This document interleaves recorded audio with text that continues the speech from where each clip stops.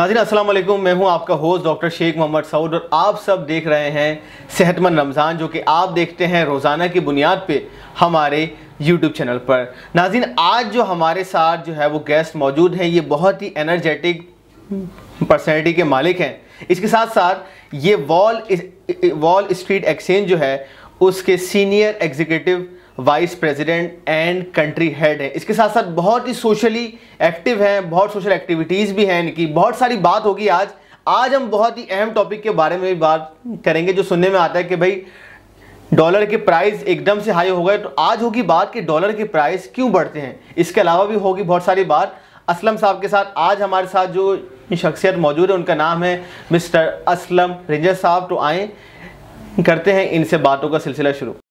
मुल्की और गैर मुल्की होम्योपैथिक अद्वियात और कुतुब की खरीदारी के हवाले से एक मोतबर नाम हैनेमन बुक्स एंड फार्मेसी। अब आपकी सहूलत के लिए अद्वियात की होम डिलीवरी का भी इंतज़ाम है, तो रब्ता करें 0321897067 नज़द matric board office north Nasimabad. Hahnemann books and pharmacy मयार और खिदमत की आला रिवायत ज़ेरी निगरानी होम्योपैथिक डॉक्टर मोहम्मद तैयब।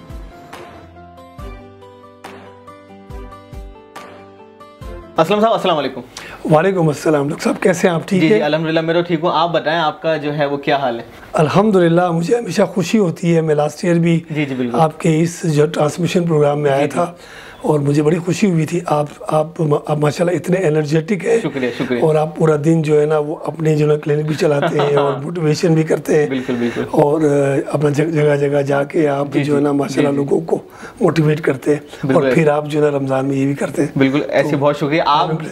आप जैसे लोगों से हमें सर जो है मोटिवेशन मिलती है। अच्छा सर, जैसे कि मैंने इंट्रोडक्शन में बताया कि आप वॉल स्ट्रीट एक्सचेंज के जो है वो कंट्री हेड है, तो आप सबसे पहले तो ये बताएं कि ये है क्या? वॉल स्ट्रीट एक्सचेंज कंपनी एक एक्सचेंज कंपनी है। ठीक है। ये तकरीबन जब यहाँ पर पाकिस्तान में जब 1990 में जब उस वक्त की हुकूमत ने जब करेंसी की बाइंग सेलिंग को लीगलाइज किया था। अच्छा। तो उस वक्त ये मनी चेंजर कहलाते थे हम लोग। अपना जो कि एक्सचेंज करते थे यहाँ पर। ज़ाहिर है ये उस मुल्क की ज़रूरत है कि लोग जो है ना वो करेंसी की ट्रेडिंग करते हैं, जो लोग बाहर जाते हैं। ठीक है। और इसके बहुत सारे हैं मकसद होते हैं कि लोग जैसे लोगों को ट्रैवलिंग की अपना रिक्वायरमेंट होती है, एजुकेशन की रिक्वायरमेंट होती है। ठीक है। तो उस वक्त हम लोग कहलाते थे मनी चेंजर। फिर 2003 में वक्त के साथ साथ जब 911 का जो हुआ उसके बाद से इसके अंदर मॉडिफिकेशन आती गई और उसकी कंप्लाइंस स्ट्रिक्ट होती गई। तो उसके बाद से फिर 2003 में एक्सचेंज कंपनीज फॉर्म हुई।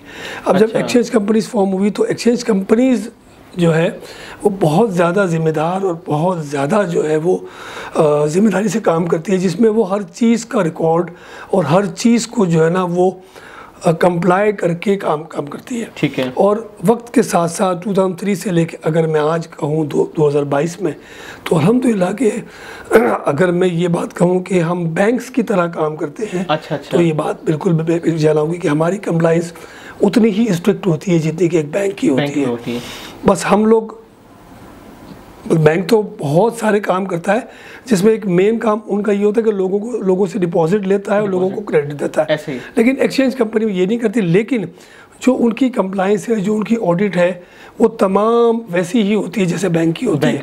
और हम उतनी चीज़ों के जवाबदार है जितना एक बैंक होता है। अच्छा, बैंक सिस्टमेटिक जो है वो सारा काम। बिल्कुल जी। अच्छा सर, जैसे कि मैंने इंट्रो में बताया और आम आवाम का और मेरा भी सवाल है कि डॉलर की प्राइस जो है वो क्यों इंक्रीज़ होता है? डॉलर के प्राइस इंक्रीज़ होने की सबसे बड़ी वजह तो ये है कि हमारा जो ट्रेड डेफिसिट है। हमारा ट्रेड डेफिसिट क्या है? हमारी जो इंपोर्ट और जो हमारी एक्सपोर्ट का जो बैलेंस है वो जब आउट होता है तो हमारा सर्कुलर डेथ जो है वो इंक्रीज़ हो जाता है। अच्छा। मतलब मैं इसको आसान लफ्ज़ों में से कहूँ कि जब हमारी एक्सपोर्ट होती है तो डॉलर पाकिस्तान में आते हैं ऐसे ही, और जब इंपोर्ट करते हैं तो we have to pay them. ठीक है। ये बैलेंस अगर इक्वल हो तो फिर आपकी एक्सपोर्ट अगर ज़्यादा होती है और आपकी इंपोर्ट अगर कम होती है तो आपकी इकोनॉमी स्ट्रॉन्ग होती है। आपका जीडीपी इंक्रीज़ होता है। ठीक है। और आपको किसी से लोन्स वगैरह लेने की ज़रूरत नहीं होती है। तो इससे आपकी इकोनॉमी मजबूत होती है। लेकिन अगर वाइस वर्सा हो, अगर उल्टा हो जाए, इम्पोर्ट अगर आपकी अगर जो है ज़्यादा हो जाए और आपकी एक्सपोर्ट बिल्कुल ना हो, तो फिर ये होता है कि आपका जो ट्रेड डेफिसिट है वो बुरी तरह मुतासिर होता है, और फिर आपको जो है ना मार्केट से डॉलर की रिक्वायरमेंट होती है, लोग पे करने के लिए आपको IMF के पास जाना पड़ता है डॉलर लेके। अच्छा। उस ट्रेड डेफिसिट को बैलेंस करने के लिए, तो उससे गैर यकीनी सी सूरत हाल भी होती है और आपका रुपया कमज़ोर भी होता है। जब आपका रुपया कमज़ोर होता है, इसका मैं बिल्कुल इकोनॉमी का एक सीधा उसूल है कि इंक्रीज ऑफ सप्लाई ठीक है, is equal to low price. अब जब इसकी डिमांड अगर ज़्यादा होती है तो इसका हाई प्राइस हो जाता है। तो जब आवाम आम तौर पे ये देखते हैं कि हमारी जो है वो इतनी ज़्यादा एक्सपोर्ट नहीं हुई है और हमें जो है ना कितना साल के एंड में हमें जो है ना कर्ज देना है, पे करना है उसको, तो पे का, तो हमारे इंटर बैंक में जो है ना उसके लिए बाइंग शुरू हो जाती है। जब इंटर बैंक हमारा बढ़ने लगता है, जाहिर है वो जो पेमेंट हमारी होती है बैंकों से ही होती है, तो वो एक्सपोर्ट के अगेंस्ट में जब वो उनको उतना नहीं मिलता, फिर वो मार्केट से उसको बाय करना शुरू करते हैं। जब मार्केट से बाय करते हैं तो फिर उसके रेट इंक्रीज होते जाते हैं, जिसका असर एक्सचेंज कंपनीज में भी आता है और फिर मार्केट में भी आता है, हो जाता है, सारे मुल्क पे भी आता है। बहुत ही अहम बात असलम साहब आपने मुझे बताई। तो फिर मुझे तो ये समझ में आया आपकी बात के बाद कि जो अक्सर सियासतदान बोलते हैं कि भाई अगर डॉलर का रेट बढ़ रहा है तो इसका मतलब जो है वो हमारा सियासतदान या हमारा लीडर सही नहीं। तो मैं तो ये समझाऊँ कि अगर डॉलर का रेट बढ़ रहा है तो इसका मतलब ये कि आपके मुल्क में एक्सपोर्ट नहीं हो रही है, प्लस इंपोर्ट इतनी ज़्यादा हो रही है, तो हमें हमारी एक्सपोर्ट के ऊपर देखिए, अभी तो माशाल्लाह से जिसने हमारी इकोनॉमी को थोड़ा बहुत सहारा दिया है एक्सपोर्ट के अलावा, अच्छा, वो हमारी फॉरेन रेमिटेंस है। फॉरेन रेमिटेंस माशाल्लाह से जो पाकिस्तान में जो आजकल आ रही है, जिसमें एक्सचेंज बैंकों के साथ एक्सचेंज कंपनी का बड़ा कंट्रीब्यूशन है। अच्छा। अल्हम्दुलिल्लाह से वो अब आज के दौर में तकरीबन $29 बिलियन तक की हमारी जो है ना वो जो है फॉरेन रेमिटेंस आ रही है लीगल तरीके से। अच्छा। और उसमें हमारे स्टेट बैंक ऑफ पाकिस्तान का और ऑफ कोर्स हमारी जो गवर्नमेंट जो कि हमारी चल रही है, उनका बड़ा हाथ है कि उन्होंने उसको बड़ा प्रमोट किया है, सब सपोर्ट किया है और उसमें उसको इंसेंटिवाइज किया है। तो जब से ये चीज़ें हुई हैं, हमारी जो है वो रेमिटेंस इंक्रीज हुई है और लोगों को समझ भी आई है कि ये हवाला हुंडी जो होता है वो ठीक नहीं होता है, सही है, बल्कि जो मतलब लीगल चैनल से अगर हम तरीके से भेजेंगे तो उससे हमारा मुल्क भी मजबूत होगा और वो किसी नागानी मुसीबत में भी नहीं फंसेंगे। क्योंकि आज के दौर में सबसे इम्पोर्टेंट बात ये है कि कौन भेज रहा है, किसको भेज रहा है और क्यों भेज रहा है। तो ये एक ऐसा इम्पोर्टेंट फैक्टर है जिसकी वजह से हमारा जो ट्रेड डेफिसिट थोड़ा सा बैलेंस हुआ है, लेकिन फिर भी हमारी एक्सपोर्ट को इंक्रीज करना होगा और हमारी इंपोर्ट को नीचे आना होगा। बहुत ही अहम बात आपने बताई और मुझे तो आपकी बातों से ये अंदाज़ा हो रहा है कि आपने पाकिस्तान का सारा जो है सॉल्यूशन बता दिया कि हमारा मुल्क कैसे अगर मैन्युफैक्चरिंग हो और चीज़ें एक्सपोर्ट हो, तो मैं समझता हूँ कि नहीं। अब डॉक्टर साहब ये चीज़ें तो हमारे इकोनॉमिस्ट जो है ना हर टीवी प्रोग्राम में कहते रहते हैं कि हमारी कितनी इंपोर्ट जो है ना बढ़ गई, लेकिन आज के दौर में तो हमारी जो इंपोर्ट जो हो रही है ना वो बहुत ज़रूरी है। ऑयल है, हाँ, ये भी चीज़ है ना, वो और अपना गैस है, मतलब जैसे अपना जो LNG होती है वो हम इम्पोर्ट करते हैं। अब पूरी जो कि पेट्रोलियम को हम इम्पोर्ट करते हैं। इसके अलावा पिछले कुछ सालों से जिन चीज़ों को हम एक्सपोर्ट करते थे, जैसे हमारी कपास हो गई थी और जो दूसरी हमारी जो कि अजनास होते थे उसको भी इम्पोर्ट करना पड़ता है। तो इससे थोड़ी सी सूरत हाल और भी जो है ख़राब हो गई है, जिसकी वजह से हमारा डॉलर जो है वो तकरीबन 82 तक जो है ना वो पहुँच गया और अभी बीच में तो 90 तक पहुँच गया था। अच्छा सर, एक और सवाल जो है मेरा वो ये है कि अक्सर ये बात सुनने में आती है कि लोग कहते हैं कि आपके पास अगर पैसे हैं तो आप कोई और मुल्क की जो है करेंसी खरीद के अपने पास रख लें और जैसे ही जो है वो डॉलर का रेट इंक्रीज हो जाए तो उसको फिर सेल कर दें। तो ये बात क्या मतलब ठीक है? देखिए, इसमें थोड़ी सी मेरी, वैसे तो आपका राइट है कि आप जो है किसी शेप में भी अपने जो है कैश को रखें, पैसे को रखें, लेकिन यहाँ पर जो है ना हुब्बुल वतनी का तकाजा ये होता है कि अगर आपके मुल्क में जो है ना डॉलर की कमी है, ठीक है, और ऑलरेडी, और आप ये देख रहे हैं कि आपके मुल्क में जो ना डिवैल्यूएशन सिर्फ इस वजह से हो रही है कि आपका बैलेंस ऑफ पेमेंट मेंटेन नहीं हो रहा है और आपकी इंपोर्ट बहुत ज़्यादा है और आपकी एक्सपोर्ट कम है, और रेमिटेंस भी उस लेवल पे जाके उसको कम्पीट नहीं कर पा रही है, जो कि हमारा कोई $25 बिलियन का डेफिसिट आता है। ठीक है। तो ऐसी सूरत में आवाम को नहीं चाहिए कि वो मार्केट से डॉलर खरीद के उस मुल्क के ऊपर, हमारे इस पाकिस्तान के ऊपर मजीद बोझ डालें।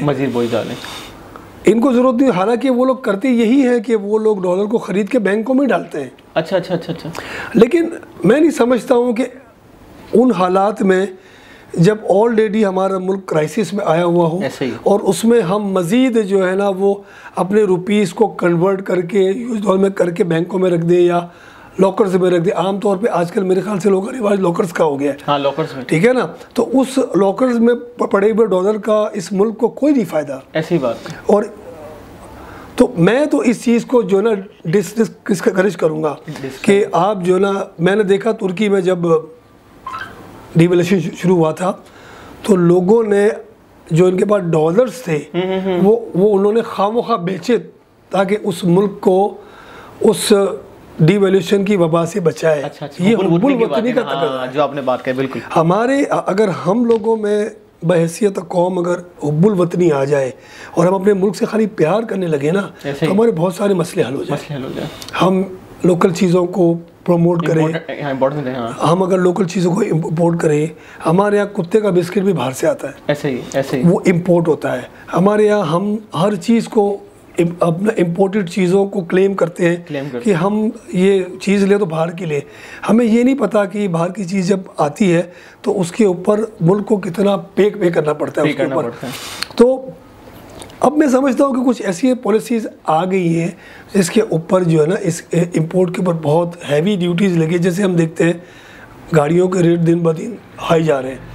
क्यों जा रहे हैं? फोन्स के जो इम्पोर्टेड हैं बाहर से, फ़ोन के ऊपर जो है ना वो मतलब पीटी अपनों के ऊपर 85 हज़ार रुपये के, वो इसलिए उन्होंने, गवर्नमेंट ने मेरे ख्याल से कमाने का मकसद तो ज़रूर होगा, लेकिन इम्पोर्टेड आइटम को डिस्करेज करने के लिए आपको ये करना पड़ता है कि उसके ऊपर हैवी टैक्सेस लगा देते हैं। लेकिन हमारी आवाम मार्केट ताकि से जो है वो लेकिन हमारी आवाम के पास मेरे ख्याल से पैसा बहुत है, वो फिर भी नहीं रुकती है, वो फिर भी जो है ना वो चीज़ें तो बाहर की यूज़ करते हैं। एक वो सोच बन गया है ना।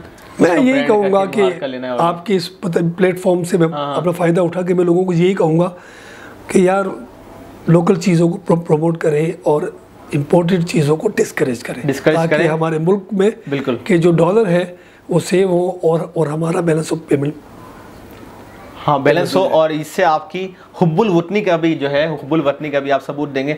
अच्छा सर, स्टार्टिंग में जो मैंने बताया कि माशाल्लाह आप में एनर्जी है, एनर्जेटिक हैं, और फेसबुक पे, सोशल मीडिया पे भी मैं देखता हूँ कि आप बहुत एक्टिव रहते हैं। कोई भी जो है वो समाजी मसला हो उस पर भी जो है वो आप हमेशा जो है वो काम कर रहे होते हैं। इसके अलावा और मुख्तलिफ एक्टिविटीज़ हैं। एक पूरी इतनी बड़ी एक्सचेंज की जो कंपनी है उसको हेड करने के साथ साथ किस तरीके से आप टाइम निकालते हैं और इसके पीछे आपका मकसद क्या है?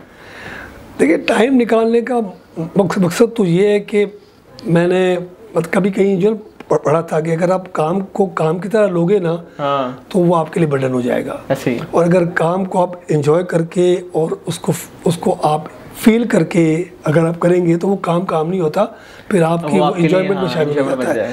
तो काम का बर्डन तो अल्हम्दुलिल्लाह से लिया नहीं है। मैं काम करने में मुझे बड़ी इंजॉयमेंट फील होती है, चाहे वो कोई भी टास्क हो, कोई भी काम हो। मेरी कंपनी मुझे टास्क मास्टर भी कहती है इस सिलसिले में। तो काम अल्हम्दुलिल्लाह से पूरी तनदेही से और पूरी कंसंट्रेशन से मैं करता हूँ मेरी कंपनी का काम। ठीक है। लेकिन उसके साथ साथ ये जो सोशल मीडिया वाली बात की आपने, इसका मेरा एक मकसद है। अच्छा। मैं शुरू में जब 2005-4 में कोई हाई फाइव के नाम से कोई एक था ऐप थी, सोशल ऐप थी, तो हर कोई फ्रेंड करते थे। तो मैंने वहाँ पर जो है ना देखा कि लोग जो है ना वो बेमकसद लोगों से बात करते हैं। अच्छा। और ढूंढ रहे होते लोगों को ढूंढ रहे होते हैं। मैंने 2007 में जो है ना वो फेसबुक ज्वाइन किया था। अच्छा, आईडी बनाई? जी, मैंने आईडी बनाई थी। फिर उसके बाद थोड़े अरसे तक तो मुझे समझ में नहीं आया। फिर मैंने बोला यार इसको क्यों ना मैं उस मकसद के लिए यूज़ करूं कि लोगों को एक पॉजिटिव वाइब्स दूँ, लोगों को ये भी बताऊँ कि मायूसी कुछ नहीं होती है, अल्लाह सबसे बड़ा है, बेशक, शुक्र अल्हम्दुलिल्लाह सबसे बड़ी नेमत है। बेशक, अगर आप हर उस मुसीबत को अल्लाह की रज़ा समझ लो तो फिर वो मुसीबत नहीं रहती। और जो अल्लाह ने आपको सलाहियत नेमत दी है उसका शुक्र करोगे तो आप एक मुतमईन ज़िंदगी गुजारते हो, तो आपके चेहरे के ऊपर एक ऑटोमेटिकली एक रियल किस्म की इत्मीनान हो जाता है, इत्मीनान आती है और मुस्कुराहट आती है। तो मैं कोशिश ये करता हूँ कि हर दूसरे दिन तीसरे दिन एक अपनी एक स्माइलिंग पिक्चर डालें या कोई ऐसा कोट मैं ऐसा डालता हूँ कि जिससे वो लोग जो कि मुझे फॉलो करते हैं, अल्हम्दुलिल्लाह मुझे फेसबुक पे बड़े लोग फॉलो करते हैं, हम भी आपके वो है सर, तो आपके फॉलोवर में वो जब ये देखते हैं कि भाई असलम की आज पिक्चर फिर से वो मतलब मुस्कुरा रहा है, तो मुझे इनबॉक्स पे बहुत सारे लोग पूछते भी हैं कि आपको हमने कभी कोई ऐसी पोस्ट करते हुए नहीं देखा नेगेटिव। अब मैं क्या पोस्ट करूँ, I am sick, I have fever, मेरे साथ ये हो गया, खुदा ना। अब ये सब चीज़ें हर इंसान के साथ होती है, कोई इंसान परफेक्ट थोड़ी है। लेकिन अपने दुख एक तो किसी को नहीं दिखाओ, अपने दुख आपके हैं, बिल्कुल, खुशी बांटने के लिए। तो अगर आप अपने दुख अगर लोगों को दिखाएंगे ना, तो इसका सबसे नेगेटिव बात क्या है कि आपसे लोग दूर होना शुरू हो जाएंगे, दूर भी हो सकते हैं और लोग इसका फ़ायदा भी उठा सकते हैं। अगर आप सबको बताना शुरू करेंगे कि मैं इतना दुखी हूँ, लोग झूठी हमदर्दियाँ आपसे करेंगे। हाँ, बिल्कुल बिल्कुल। तो वो दुख तो आपके अपने किसी को दिखाने नहीं, आपको सिर्फ अपने अल्लाह पाक को दिखाना होता है। बिल्कुल, बेशक। मेरा मैसेज ये होता है कि दुनिया में कोई ताकतवर नहीं है सिवाय अल्लाह पाक। बेशक बेशक, सुभान अल्लाह। अगर अल्लाह पाक ने आपको ताकत दी है, सलाहियत दी है, तो अल्लाह ने दी है।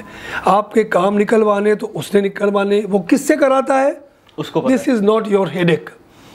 तो मैं यही बातें अपने सोशल मीडिया के ज़रिए, अपने व्हाट्सएप ऐप के स्टेटस के ज़रिए या किसी भी ज़रिए, या कोई फिर मुझे कॉल्स करके पूछते भी लोग, आप यकीन करें कि अल्हम्दुलिल्लाह लोग अपने मसाइल मेरे से पूछते हैं, मुझे इनबॉक्स करते हैं और मुझे कॉल पे बात करते हैं, मुझे मशवरे करते हैं कि मेरे साथ ये हो गया, मैं क्या करूं।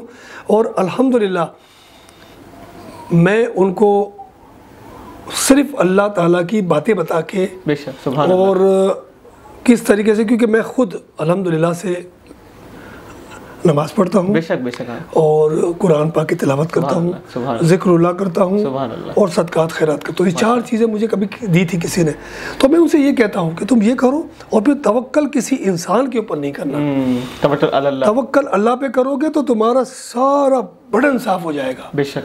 और जिस दिन आपने तवक्कल अल्लाह के ऊपर कर दिया, उस दिन समझो कि आपके मसाइल हल होना शुरू हो गए।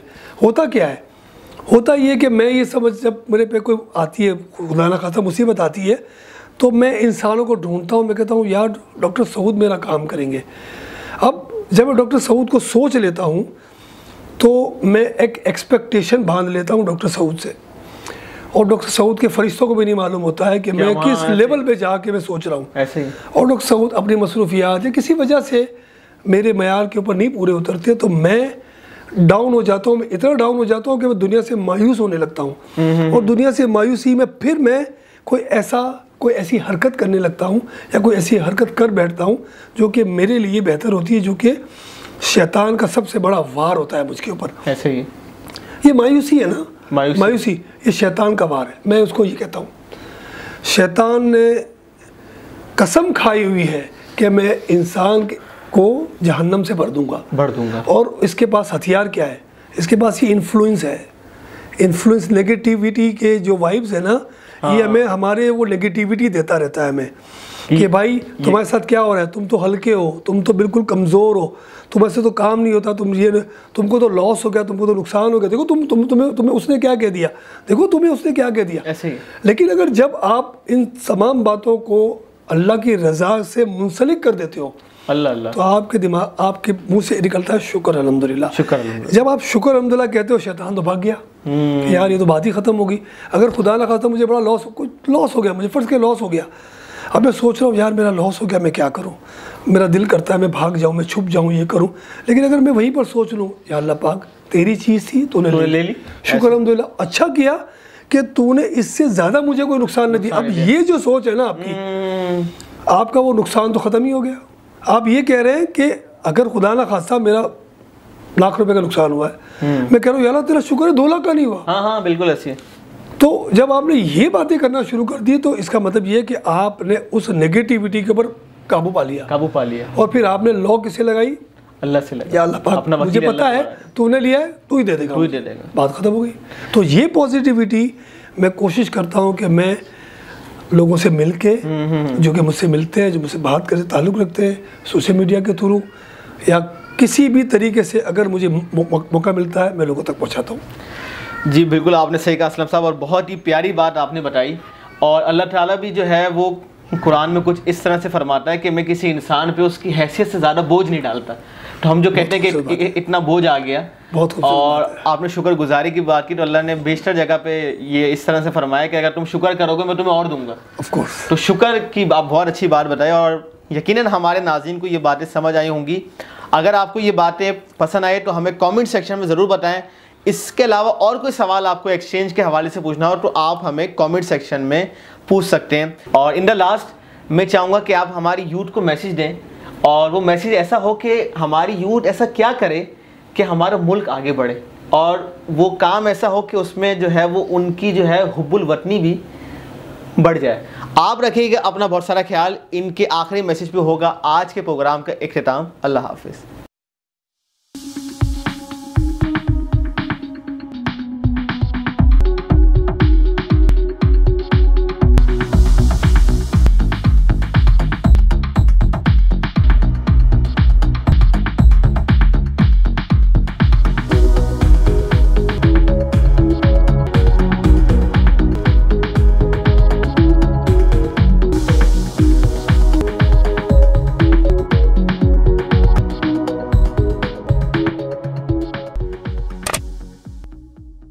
थैंक यू डॉक्टर साहब, आपने बहुत अच्छा पॉइंट दिया कि एट द एंड मैं अपनी जो यूथ है, जो कि हमारी पाकिस्तान के नौजवान नस्ल के लिए मैं क्या मैसेज दूंगा।